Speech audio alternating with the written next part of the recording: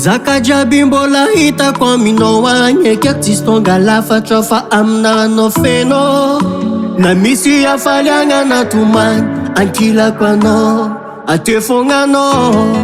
Oh my baby za ty tsy avandy pavonana ambitamby anao za magnangy. Nata misy malo ko diso za ty mandady. Ko ialanao za mety lo za ty tsy avandy fa nameko anao fogo atao se tianao anazy.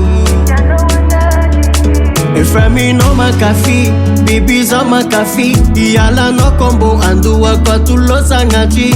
Eko aminao makafi za makaty.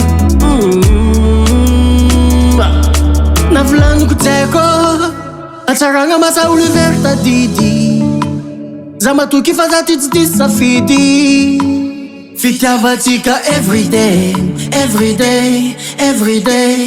Izy koa za manitsy fa zako ankilanao. Ko tsy hoanao za magnatso anao mavy. Fotoagna kely tsy ahitako anao za mahi. Oh my baby za ty tsy avandy pavonana ambitamby anao za magnangy. Nata misy malo ko diso za ty mandady. Ko ialanao za mety lo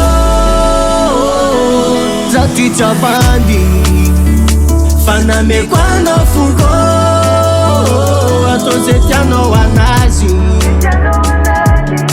Efa minao makafi biby za makafi ialanao kombo andohako atolosa agnaty. Eko aminao makafi za makaty.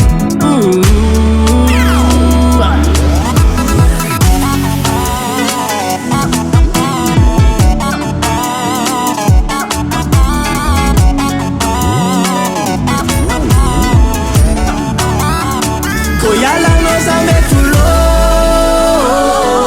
za ty tsy avandy fa nameko anao fogo atao se tianao anazy. Efa minao makafi biby za makafi ialanao kombo andohako atolosa agnaty. Eko aminao makafi za makaty.